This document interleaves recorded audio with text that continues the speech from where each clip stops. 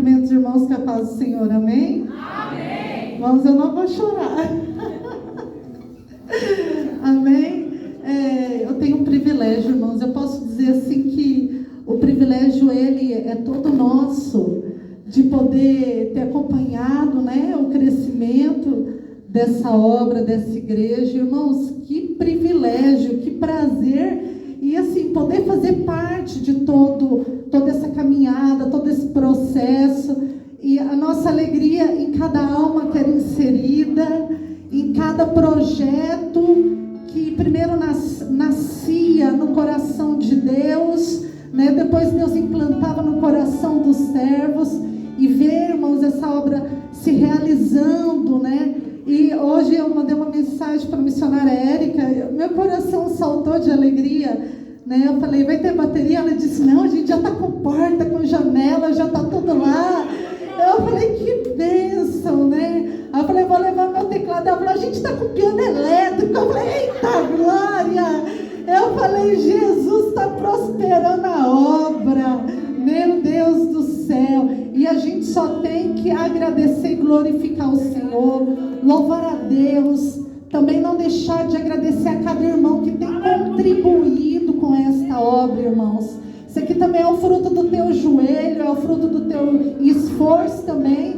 Porque se fosse, né, só depender do esforço, que às vezes os líderes querem, irmãos. O desejo do líder é ver a igreja crescer, mas se não tiver a colaboração dos obreiros, dos jovens, de toda a comunidade, de todo o corpo que faz parte disso, dificilmente, até cresceria, mas seria mais lento, amém? Mas eu louvo a Deus também por cada vida que tem se esforçado e de alguma forma tem contribuído para o crescimento dessa obra. Que Deus abençoe a cada vida em nome de Jesus. E pode ter certeza que todas as vezes que você deposita no altar, seja em oferta, em dinheiro, seja em louvor e adoração, a cada alma que é salva neste lugar, pode ter certeza que você é contribuinte para que isso esteja acontecendo, e está tudo registrado no céu. Amém? Amém. Glória a Deus. Abra as vossas Bíblias, aleluia, no tema maravilhoso, João capítulo 4, versículo 35, depois nós iremos lá para Isaías, aleluias, Evangelho de João no capítulo 4, glória a Deus. Versículo 35 vai dizer assim: não dizeis vós que ainda há 4 meses até que venha a ceifa? Eis que eu vos digo, levantai os vossos olhos e vede as terras, que já estão brancas para a ceifa. Amém? Abram Isaías. Aleluia, capítulo 6. Glória a Deus. Aleluia. Deus tem uma palavra para você nessa noite, para nós, para a nossa edificação, que diz assim, Isaías capítulo 6, versículo 8, vai dizer assim: depois disso, ouvi a voz do Senhor que dizia, e a igreja vai dizer comigo: a quem enviarei? E quem há de ir por nós? Então disse eu: eis-me aqui, envia-me a mim. Vamos ler juntos? Parte B: a quem enviarei? E quem há de ir por nós? Então disse eu: eis-me aqui, envia-me a mim. Vamos dizer novamente: eis-me aqui, envia-me a mim. Você acabou de se comprometer. E não foi com a missionária Cláudia, nem com a missionária Érica, nem com o pastor Júnior, amém? Os irmãos podem se assentar, louvando e agradecendo ao nome santo do Senhor Jesus. Irmãos, a Bíblia Sagrada, já dizia alguns, que ela fechada, ela é apenas algum livro, mas ela aberta é a boca de Deus falando conosco. Quantos já ouviram esta frase? A Bíblia fechada, ela é um livro comum, mas a Bíblia aberta é a boca de Deus falando conosco. Eu meditando nessa frase hoje, eu quero desmentir essa frase hoje. Eu quero já dizer para você que sim, a Bíblia aberta é o poder de Deus para a salvação do homem. Mas eu quero ousar em dizer para você nesta noite que a Bíblia fechada, ela não é um livro comum. Meu querido, nós não podemos dizer que a Bíblia fechada ela é um livro comum. Até quando ela está fechada na tua estante, ela tem um simbolismo de poder. A Bíblia, tanto aberta quanto fechada, ela representa a boca de Deus falando conosco. Não fosse isso, países não estariam proibindo a Bíblia. Existem lugares que até mesmo ela fechadinha numa biblioteca, ela já não pode mais estar. Sabe por quê? Porque ela até quando ela está fechadinha ali, ela pode estar fechada, mas ela está ali, ela simboliza a boca de Deus. Ela representa a palavra de Deus que foi manifesta para o homem. A palavra de Deus, ela é a boca de Deus para as nossas vidas.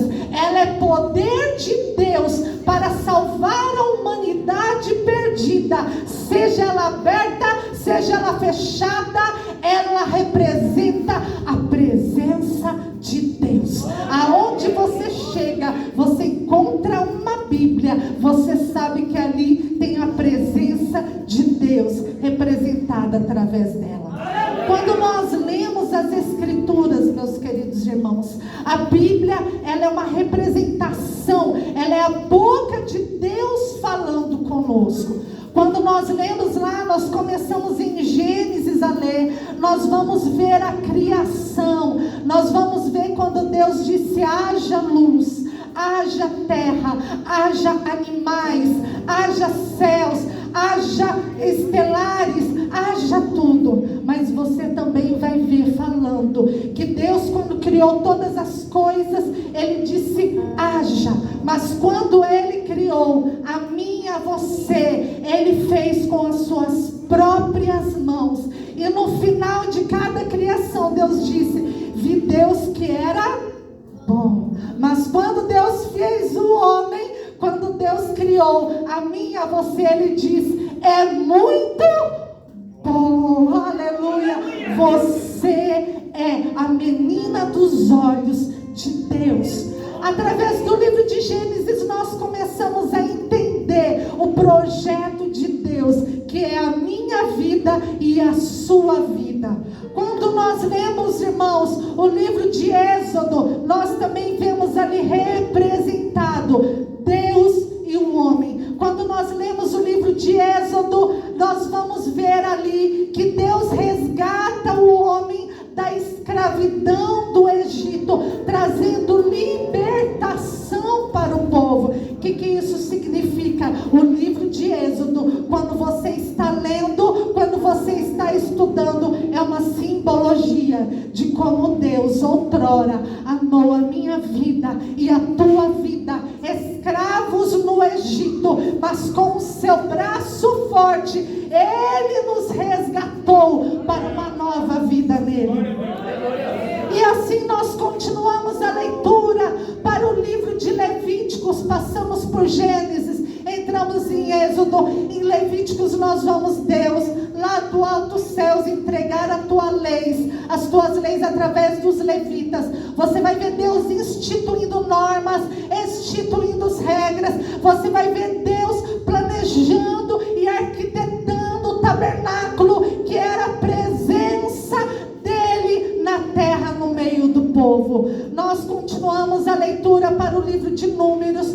No livro de Números nós vemos, estudiosos dizem que o livro de Números também poderia ser chamado do livro das murmurações, porque ali você vai ver que o povo, em meio ao deserto, sendo alimentado, sendo satisfeito, comendo carne, comendo do bom e do melhor, e sendo satisfeito nas suas necessidades, murmurou contra Deus. E você vai ver o juízo de Deus vindo sobre o homem. Por que eu estou falando isso? A Bíblia é o nosso manual. A Bíblia é a nossa regra de fé e prática. Passamos pelo livro de Deuteronômios. Você vai ver que o livro de Deuteronômios, irmãos, é um livro maravilhoso, porque no livro de Deuteronômios eles estão prestes a herdar a terra prometida. Você vai ver que no livro de Deuteronômios Deus está ali repetindo as leis e preparando o teu povo para a tomada da terra prometida. Querido, aleluias. Sabe que para você tomar posse da terra existe toda uma preparação. Quando nós lemos o Pentateuco, nós vemos a criação, libertação, condução e preparação para aquilo que Deus tem para o povo dele. Ei, leia a Bíblia, medite nas Escrituras, que aquele que lê a Bíblia e medita nas Escrituras nunca estará no escuro. Aleluias. Querido, quando nós lemos o livro de Josué, preste atenção. O livro de Josué é um livro que particularmente me encanta muito, porque é um livro, você imagina só, 40 anos de promessas, 40 anos o povo andando no meio do deserto, e eles ouviam uma promessa: você vai herdar a terra, você vai herdar a promessa, você vai tomar posse. Irmãos, quanto tempo você tem esperado a tua bênção? Quanto tempo você tem esperado por aquela promessa que Deus fez há tantos anos? O livro de Josué, meu querido, é um livro de cumprimento de promessa. O livro de Josué, quando você começa a mergulhar na Escritura, você começa a ver a alegria do povo em tomar posse daquilo que tinha sido prometido há tanto tempo. Aleluia! Que coisa boa, irmãos. Mas quando nós lemos o livro de Josué, preste atenção. Eu quero que você não se desfoque, porque isso é importante para que você entenda a palavra que eu vou ministrar hoje. Querido, quando nós lemos o livro de Josué, você vai ver que quando eles vão tomar posse da terra prometida, você imagina só 40 anos ouvindo: ei, não desiste não, tem promessa para a tua vida. Ei, não desiste não, uma terra que mana leite e mel. Ei, não desiste não, a terra está chegando e a terra é boa. Ei, não desiste. 40 anos, irmão. Agora a gente chega no livro de Josué, eles estão lá diante da terra prometida, momento de cumprimento de promessa. Quando eles chegam lá, o que acontece? Eles se deparam com gigantes.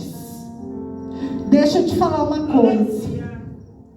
Talvez você chegou aqui nessa noite dizendo: eu orei tanto, me falaram que eu ia receber uma bênção, eu até achei que tinha recebido aquele emprego dos sonhos, eu cheguei até a estar lá, mas missionária, tem uma pedrinha no meu sapato naquele lugar.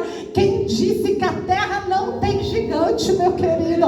A promessa é tua. Sabe o que Deus disse para eles? A terra tem gigante, mas agora levanta a espada, porque agora é tempo de conquista, é tempo de ficar a espada, é tempo de avançar território. Ei, tempo de avançar. O inimigo é que vai ter que sair, porque a promessa é de vocês.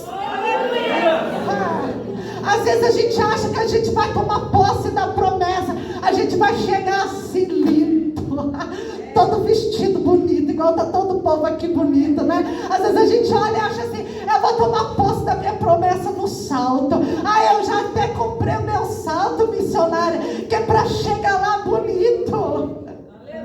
Aí quando você está chegando na promessa, você vem e fala: o quê? Que é isso? Ninguém me falou que ia ter gigante nesse lugar. Ninguém me falou que ia ter a pedra no sapato. Tem gente pensando aqui mudar de rota, mudar de endereço, mudar de casamento, mudar de emprego por causa de um inimigo. Deus manda dizer: quem tem que partir em retirada são os gigantes que estão afrontando a tua vida. A promessa é tua. Deus está mandando alguém aqui, não desiste, não desiste, não desiste, não desiste. Quem disse que na terra da promessa não teria gigante? Aleluia. Mas aí a gente olha e fala assim: é o casamento do sonho. Vai conviver com o casamento do sonho, meu irmão. Aquele casal parece casal de margarina, Doriana. Vai conviver com o casal de margarina. Tem gigante, não. Eu comprei a minha casa do sonho, mas tem um vizinho que é só o sangue. Deus está mandando dizer aqui nesta noite: quem parte em retirada não é. Tem mulher dizendo: eu vou botar o marido para fora. Não é o marido que tem que sair, é o diabo que está assolando na tua casa. Eu já tomei uma decisão, eu vou fazer isso, isso, aquilo. Não, meu querido, a decisão que você tem que tomar é ir para o joelho, enfrentar esse diabo e dizer: aqui não, aqui não, aqui tem presença, aqui tem presença. A enfermidade chegou, a tribulação, o gigante do desemprego. Você vai se levantar em nome do Senhor dos Exércitos e Ele terá que partir em retirada. Quando nós lemos o livro de Josué, meus irmãos, você vai ver em Josué capítulo 18, Deus dizendo assim: ei, por que tem lugares que vocês não tomaram posse? Por que existem lugares na terra que vocês ainda não tomaram posse, não se adentraram? E o Senhor manda dizer: existem localidades e lugares que é para vocês estarem plantados, presentes. Deixa eu te falar algo de Deus aqui nesta noite. Por muitos anos a igreja achou que certos lugares não era para crente. Há muitos anos a igreja disse: político não é para crente, advogado tudo corrupto, isso não é para crente, medicina não é para crente, estes lugares não é para crente. Deus está dizendo: nós abrimos mão de lugares a qual o ímpio está dominando e reinando, até que se levante um corajoso para dizer: eu vou avançar, porque estes lugares é para o povo de Deus. Enquanto a igreja se isentou de lugares, o mal tomou conta. Enquanto a igreja se isentou dizendo: não, isso a igreja não se envolve. Querido, a igreja do Senhor, ela não deve, não pode ser imparcial. Ela tem que ter um lugar, ela tem que ter uma fala que a gente assume. Querido, preste atenção no que eu vou te falar agora, é muito preocupante. Nós estamos chegando numa época em que você vai precisar decidir que lado que você vai estar. Nós estamos chegando num momento que não vai dar para continuar em cima do muro. O lugar da igreja, em todos os lugares, Deus deseja que a igreja do Senhor avance territórios, na política, na medicina, aleluia, na advocacia, em todos os lugares. Em todos os lugares. Às vezes a gente diz assim: Deus só me quer para a obra. E quem que vai estar lá no meio dos políticos pregando? Quem vai estar no meio dos artistas pregando? Eu me lembro quando aquele cantor Regis Danés se converteu. Alguém chegou em mim e falou assim: ele tem que sair do mundo, da televisão. Eu falei: se ele sair daí, quem vai pregar lá dentro? Aleluia! Quem vai pregar? Às vezes a gente quer limitar a igreja dentro de 4 paredes, mas o ide do Senhor é nos 4 cantos do mundo. Por muito tempo a igreja disse: esse negócio de psicologia não é de Deus. E quantos ímpios têm tomado lugares.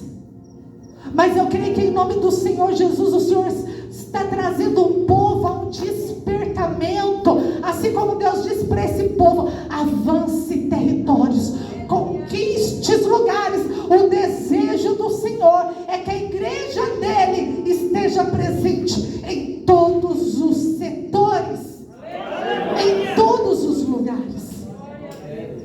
Quando nós continuamos lendo a palavra, Josué é um livro de cumprimento de promessa, mas escute, quando nós chegamos no livro de Juízes, algo acontece. O livro de Juízes é um livro, irmãos, se você quer se espantar, chorar e ficar revoltado, leia o livro de Juízes. A que nível as pessoas chegam mais baixo, longe de Deus. E nós vamos ver o povo que outrora era povo de Deus. Outrora era o povo que se chamava pelo nome do Senhor. Era o povo que buscava, que orava, o povo que viveu promessas. A Bíblia diz que Josué agora morre. E o povo começa a se afastar de uma forma tão grande da presença de Deus. Irmãos, dá uma olhada na carreira desses cantores gospel. Era bonito, louvava a Deus, louvava o Senhor, adorava, tinha um dom maravilhoso.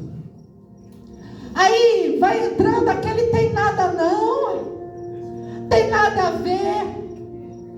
Não tem nada, ó, só isso aqui, só um pouquinho pode, não tem nada a ver não. Usar isso aqui pode, tem nada a ver. Não tem nada a ver crente participar disso aqui, tem nada a ver não. E quando eu falo, quero fazer uma ressalva da igreja está em todos os lugares. Eu não digo se contaminando, mas fazendo a diferença. Porque tem gente que usa essa desculpa para dizer: eu vou nas boates, mas eu estou pregando.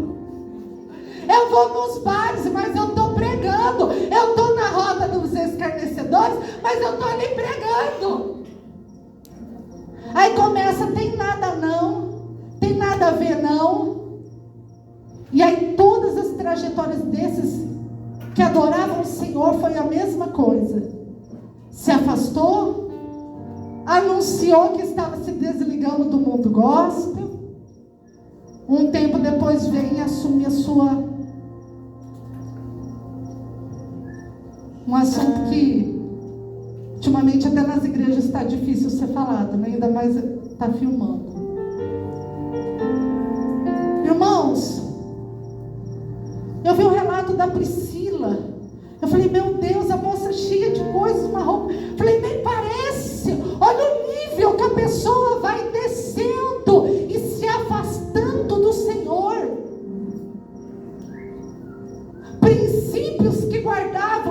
aguardam mais.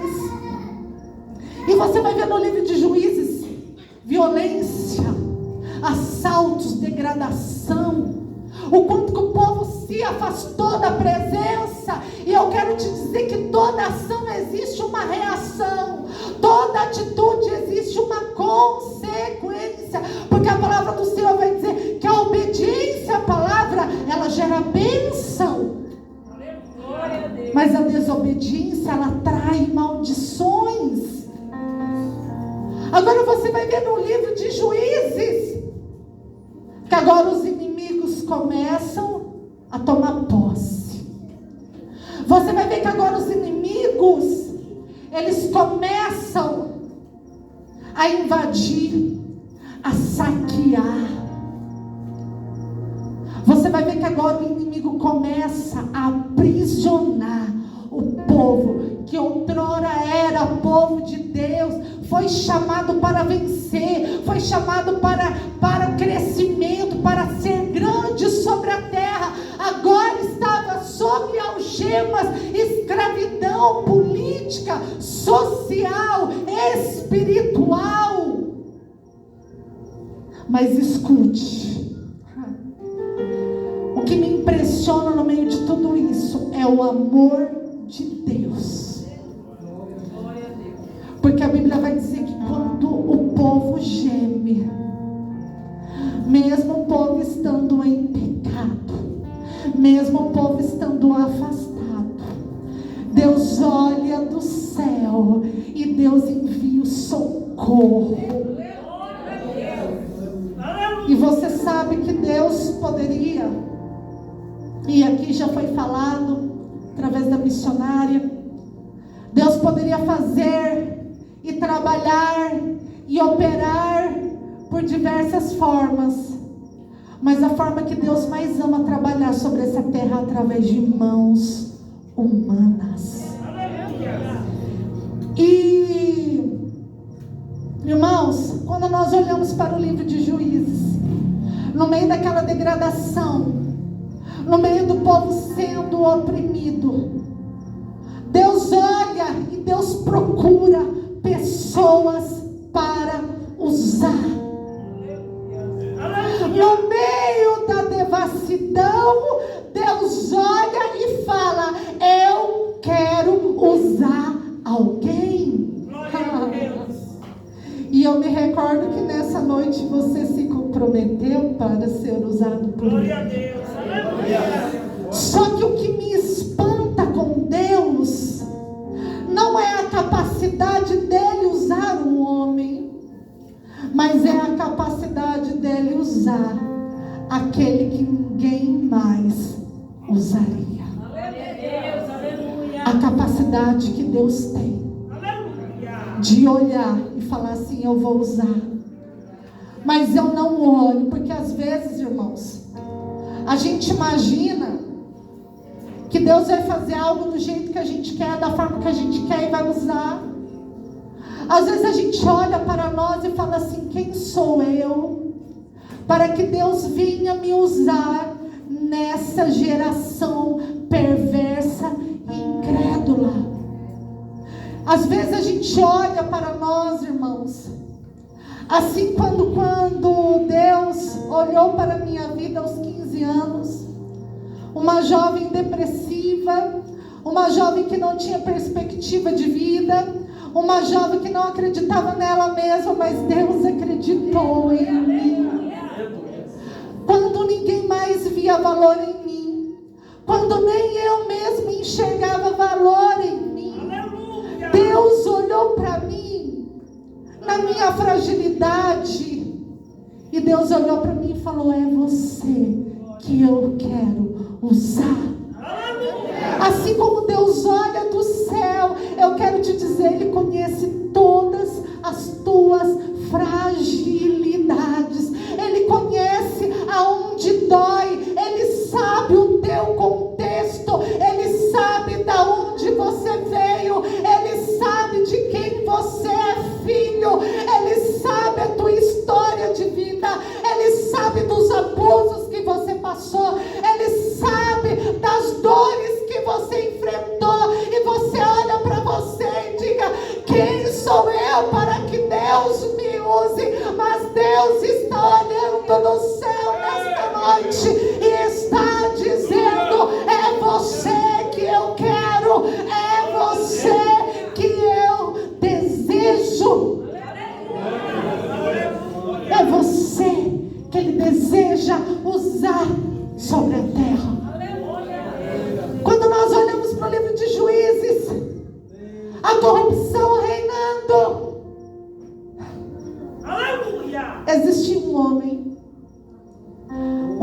desse homem é Eude.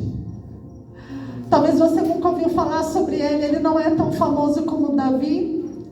Ele não é tão famoso quanto Jeremias, quanto Isaías. Ele não é tão famoso como Pedro, como João. A Bíblia vai dizer que ele, o Eude canhoto. Preste atenção. O que isso significa, missionária Cláudia? Para você entender o que significa Eude, o canhoto. Você precisa entender que naquela época, quem era canhoto? Tem algum canhoto aqui? 1, 2, 3, 4, não? 3, 4 canhotos. Se você tivesse nascido nessa época, na época de Eude, você seria considerado amaldiçoado. Você sabia que existia uma crença naquela época que os bons espíritos habitavam do lado direito do ser humano e o lado esquerdo habitavam os demônios, e que quando uma pessoa era canhota, isso significa que ela tinha o mal manifesto, ou seja, ela estava o tempo todo manifesta. Ela não recebia empregos, porque ele era considerado amaldiçoado.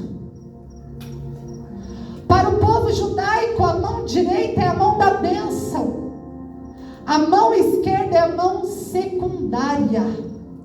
Tudo que era secundário era esquerdo. Quem era canhoto naquela época não arrumava emprego.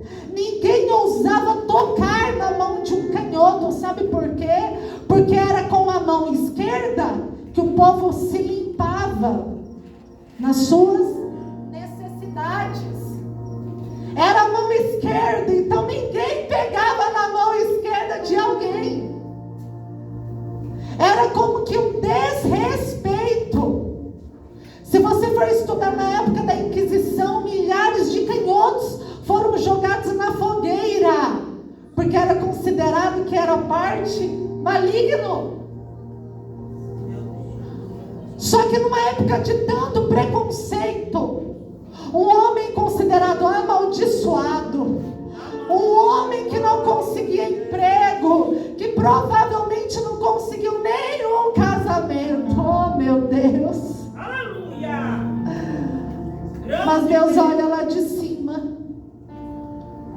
Sabe, querido, às vezes a sociedade é muito bom em apontar as nossas falhas, mas Deus olha o nosso coração e nos vê no nosso momento de tribulação. A gente pode viver numa sociedade preconceituosa, e você imagina, nossa sociedade nem tanto, mas imagina naquela época. Mas Deus olha para esse homem e diz: é ele que eu vou usar. É um homem considerado amaldiçoado, que ninguém dava nada. Deus olha e fala: eu vou instituir o meu nome sobre a terra através de alguém que ninguém dá nada. Podem olhar para você, podem falar que você não vai ser nada, que você não vai dar nada. Querido, quando Deus quiser, Deus fará coisas grandes. Basta apenas que você se disponha. Eude estava à disposição, e ele tinha coragem. Um outro homem que Deus também usou nessa época, esse provavelmente você conhece, chamado Jefté. A Bíblia vai dizer que Jefté era filho de uma prostituta. Aleluia! O filho bastardo, a criança que ninguém ama. Talvez você cresceu ouvindo isso: ninguém te quer, tua mãe não te quis,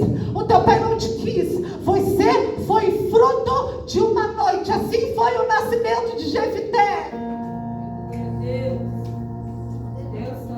oprimido pelos irmãos dele. A Bíblia diz: quando o pai de Jefté morre, os irmãos pegam ele e jogam ele fora da casa. Diz: você é filho de uma prostituta, você não deve ficar na nossa casa, não. Espírito Santo de Deus. E às vezes a gente olha para nós, e quantas vezes a gente já ouviu na nossa vida: você não foi querido, você não foi planejado, você não foi amado. E a gente cresce com isso. E a gente olha e fala: eu não vou ser ninguém na vida. Querido, mas a Bíblia vai dizer que foi através desse homem que Deus promoveu libertação para o povo.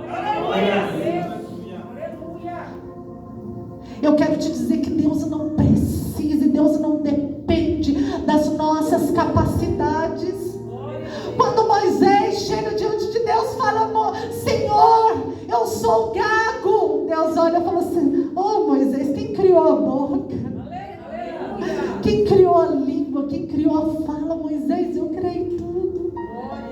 Quando Jeremias chega a Deus, fala: Senhor, eu sou apenas uma criança. Deus disse: olha, Jeremias, não diga eu sou apenas uma criança. Sabe o que Deus está querendo fazer aqui nesta noite? Assim como na época dos juízes, que o povo já não obedecia mais a palavra, mas o desejo de Deus para a implantação da palavra dele e do reino dele, Deus levanta homens improváveis. Assim Deus quer fazer aqui nesta noite. Deus quer levantar homens improváveis para impactar a nossa geração, para impactar a nossa cidade, para impactar a nossa nação. Esses homens fizeram a diferença. Outro foi Gideão. Deus chegou e falou: ô Gideão, o Senhor é contigo. Ele disse: Senhor, eu sou tão pobre,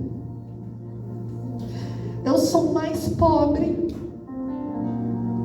Talvez você chegou aqui faltando comida no teu celeiro. Talvez você chegou aqui com tanta talão para pagar. Talvez você chegou aqui dizendo: olha, eu queria tanto ouvir uma palavra no meu coração, pois eu estou passando por tanta necessidade. Quando nós vemos o exemplo daquela viúva que chega o profeta, ela e diz: faz o bolo para mim. Você imagina só? Ela diz: eu vou morrer, eu e o meu filho. Ela poderia olhar para o profeta e dizer: como assim? Você é homem, você poderia estar vindo me ajudar e está pedindo meu último pouquinho, meu último pedacinho de pão. Mas o Senhor manda te dizer: é na tua escassez. É na tua escassez. Deus vai te usar. Deus vai te usar para fazer a diferença. Às vezes a gente se limita, assim como Gideão falou: Senhor, eu sou tão pobre, Deus. Eu sou tão pequeno, Senhor. Mas quando Deus chama, Ele responsabiliza, meu querido. Quantas vezes, irmãos, eu olhei para mim e falei: Senhor, como eu, Senhor? Como eu, Senhor? Vou fazer algo para Ti, eu não sei fazer nada.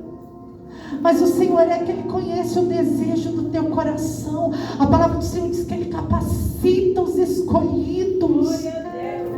E você sabe uma coisa que me chama a atenção? Em todos esses que Deus usou nessa época, nós vamos ver Deus também usando uma mulher, Débora, usando Jael, outra mulher, numa época tão machista. Mas uma coisa me chama a atenção, que todos esses homens que Deus chamou estavam enfrentando momentos de tribulação, perseguição, dor, lágrima, choro. Às vezes a gente acha assim, eu vou me preparar tanto, e Deus vai fazer algo lindo. A gente se prepara, irmão, mas é no meio da nossa dor muitas vezes, no meio do fogo, no meio da tempestade, no meio da fornalha. Aleluia. Todos eles, você vai ver todos eles passando por um tempo de angústia, mas todos eles tinham uma característica especial. Sabe qual que era? A prontificação, o desejo de querer fazer a diferença. E quando nós olhamos para a vida desses homens, a diferença, o que Deus fez na vida deles, como Deus usou eles para impactar a nação. Quem era a nação antes e depois dele, querido? Se você soubesse o que Deus fez na vida deles, através da vida deles, e depois, todo depois, por conta da atitude deles, você não ia ficar calado, você não ia ficar parado, você se levantaria e diria: eis-me aqui, envia-me a mim. Porque às vezes a gente fica dizendo: Senhor, salva o meu marido. O dia que o Senhor salvar o meu marido, eu vou para a obra missionária. O dia que o Senhor fazer tal coisa para mim, eu vou fazer a obra dele. O dia que Deus fazer tal coisa, eu vou fazer tal coisa para Deus. O dia que Deus me der isso, o dia que Deus fazer aquilo. Posso te falar algo?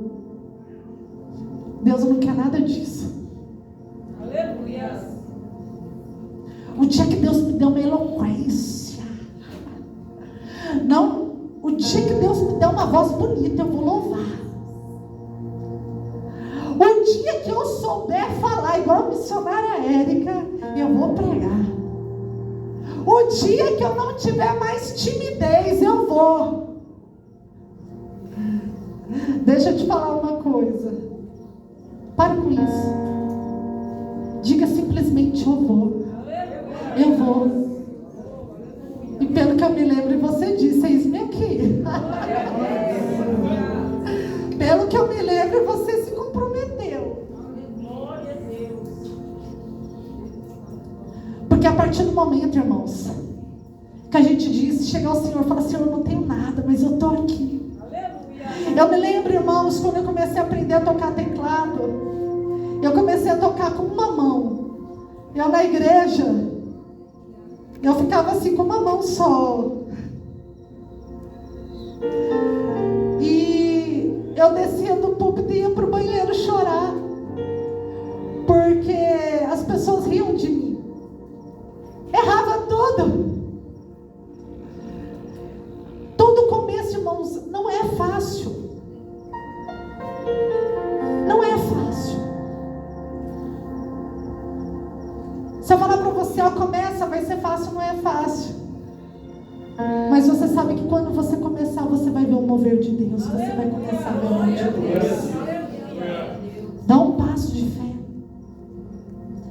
E quando nós olhamos, irmãos, Deus usando, nós continuamos vendo Deus usando homens para instituir o reino, a palavra dele. Porque quando nós vemos o livro dos Juízes, Deus desejava usar homens para estabelecer a palavra dele, a lei dele, fazer valer a palavra dele. E Deus, irmãos, ele continua usando profetas. E nós chegamos no Novo Testamento, no primeiro versículo que nós lemos, nós vemos Jesus com os seus discípulos. A Bíblia vai dizer que a estes homens, que nós não vamos nos adentrar, que senão tomaria muito tempo, sobre os 12 discípulos, a personalidade de cada um deles. Se você for estudar um diferente do outro, cada um com as suas particularidades, mas você vai ver que aos 12 Jesus deu poder e autoridade. Mas Jesus tinha um plano especial, específico. Jesus queria alcançar uma cidade Samaria. Jesus olha para os 12. A gente poderia supor que Jesus falar assim, né? Vamos dar fogo para cada um, colocar, a gente vai entrando, soprando poder, né? Se você fosse montar uma estratégia para ganhar Samaria, o que você faria? Não, vamos entrar, fazer um movimento profético. Adoro movimento profético. Vamos fazer um movimento profético. O que Jesus faz? Sabe qual que é a estratégia de Jesus para ganhar Samaria? Você sabe? Mandar os discípulos comprar pão. Vai comprar pão. Porque o que eu vou fazer agora vocês não vão entender. Aleluia! Porque existem lugares que os discípulos entram, mas existem lugares só você entra. Aleluia! Preste atenção, eu vou repetir. Existem lugares que eu entro, mas existem lugares que só você entra. Você está orando para Deus usar o pastor, a missionária, mas Deus está falando, eu quero usar você para ganhar a tua cidade, para ganhar a tua família. Você está orando, se a missionária fosse lá na minha casa, se o pastor fosse na minha casa, mas Deus está dizendo, é você que eu quero usar para ganhar a tua família. Jesus tira os discípulos, vai comprar pão. Chega para uma mulher. Jesus olha e fala o que os 12 não pode fazer, aonde os 12 não pode entrar, nem Jesus, essa mulher entrava. Aleluia! Jesus mais uma vez usando os improváveis. Ela não tinha faculdade de teologia, ela não tinha eloquência, ela não tinha hermenêutica, homilética, ela não tinha um curso bacharelado, mas ela encontrou com Jesus. E a Bíblia diz que naquele momento que ela se encontra com Jesus, ela joga o seu cântaro e sai correndo anunciando, eu conheci um homem, eu conheci o Messias. E a Bíblia vai dizer que por conta do testemunho daquela mulher, a Samaria é alcançada. As portas do Evangelho é aberta para Jesus. Por conta da atitude daquela mulher. Hoje é noite de você deixar o teu cântaro no altar. Sair daqui nesta noite correndo e declarar: existe um que salva, que cura, que batiza, que liberta, que transforma e que um dia voltará. É você que Ele quer usar sobre a terra. Aqui enviarei. O apóstolo Paulo já dizia: como ouvirão se não há quem pregue? Como pregar se ninguém se dispõe aí? Como crerão naqueles de quem nada ouviram? Aleluias. E eu quero finalizar dizendo para você sobre o exemplo de Jonas. O Espírito Santo falou algo forte ao meu coração e eu preciso deixar isso aqui nesta noite. Jonas é um exemplo de que nós, conhecendo o que sobrevirá, escute, nós temos a responsabilidade de anunciar. Jonas sabia que Nínive seria destruída. Preste atenção, igreja. Jonas sabia que Nínive seria destruída. Ele tentou fugir, mas Deus mandou ele novamente lá e dizer: fala, fala. Deixa eu te falar algo.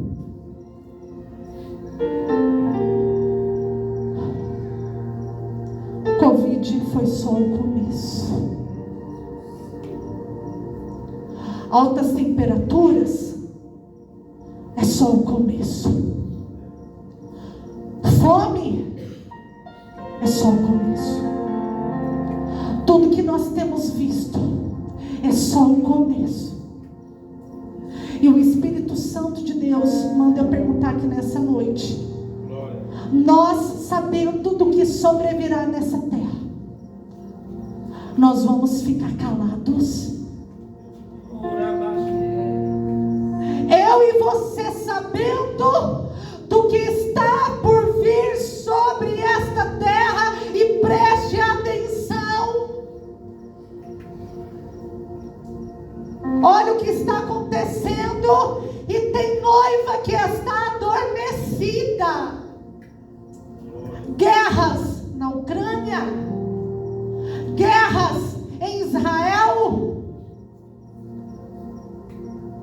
Olha, Gramado está rachando, está se desfazendo. Dubai está destruída pelas águas. Quantas cidades estão em seca, outras estão se acabando em água. Preste atenção. Deus disse para Jonas: você tem que ir e se levantar. Assim como Deus disse para Jeremias, para Isaías, para Ezequiel: prega, quer ouçam, quer deixe de ouvir, prega, porque se você não alertar, a culpa é tua, mas se você pregar e eles não querer, você salvou a tua alma. Aleluia. Há uma responsabilidade sobre os nossos ombros. Você sabendo do que está para vir sobre a terra: 7 trombetas, 7 ais, 7 selos. E muitas vezes a igreja está pensando em dancinha, está pensando na chave do carro, está pensando na chave da vitória. Porque eu vou lá para aquela igreja porque tem profecia e tem revelação. Está acabando, meu querido, o tempo está se findando. Você sabendo do que está acontecendo, você já pregou para a tua família? Você já anunciou para os seus entes queridos?